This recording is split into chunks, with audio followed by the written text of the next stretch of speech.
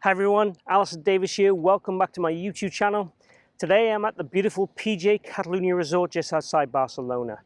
Today's lesson is in reaction to a comment.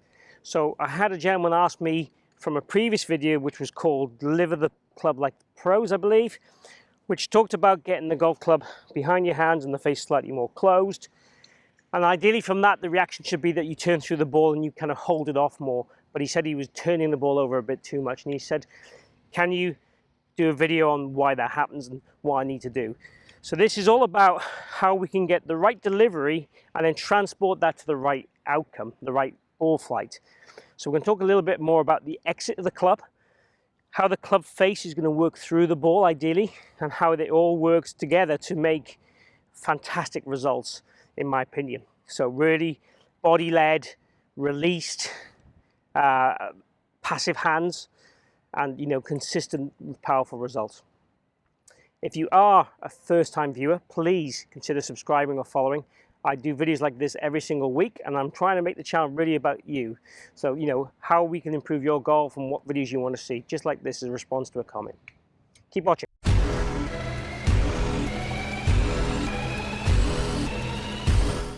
So as I said there in the introduction, we're really looking today at how we can control the club head from a position which is, I would class as perfect, slightly marrying the spine, hands outside the club head, through the ball, and deliver, let's say, arrow straight shots. Not that I'm going to hit arrow straight shots every time because I'm not a robot, but we're going to try. So the idea really is, the perfect delivery I want, just to recover this very slightly, is looking like this. So we're going to be starting to go into the ground. Our knees are going to be slightly working towards target, but the club head is going to be kind of matching my spine, and the hands are definitely going to be out from the club head, and the lead wrist is going to have some flexion, ideally like so. We're still going to have some radial in the hands, so we haven't wasted our lag. And then from there, we're looking really, if we can, to be able to go from here, let the hands start to work up, let the body start to turn, let the body start to extend, and transport this handle, what I of course call round the corner, in the correct fashion. Now the real piece that needs to be in here is how the club head's going to work, and I'm going to give you an over-exaggeration for this to really get the feeling of passive hands. So I want you to feel through impact that this club head stays to the right of your hands and stays to the right of your head, like such, and then we'll finish with style. Now again, the reality in the world is this club head and hands are going to meet around about here with normal swings. We're trying to work on this to make this more passive. Now the people who are hitting the ball left are likely to be more like that. So the more we can change this relationship in drills, the more it's naturally going to start to switch that way. If the ball starts cutting or pushing, then the likelihood is you need to do less of this and feel more release with the hands and forearms than I'm going to show you today. What I want you to do is take your trail hand, place your lead hand finger just behind this little joint here.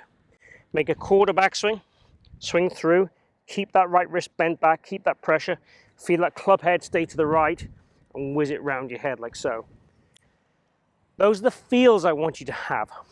Once you've got those feels, I then want you to try and transport it to the ball with a very slow swing. I don't even mind if the backswing is half. I want the follow through to be fairly full, probably let's say 7/8, 3/4. I don't mind if it's the full finishing with style. I certainly want you to feel that the club head is staying in the right of your hands as long as you possibly can. Try not to feel like the hands go out to the ball, because that can cause shanks. So we still want to feel that the arms are working around the corner, but the club head is kind of traveling down that target line a bit longer.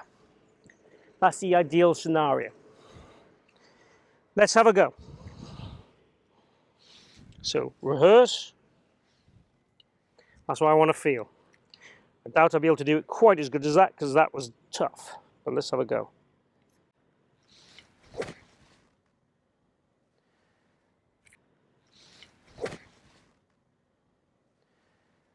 Okay, so that felt really good. It felt like what I was trying to show you. I'll check it back on film. The ball went slightly right where I'm aiming. So I obviously had the club face a little bit too open. and potentially probably didn't work around the corner quite enough.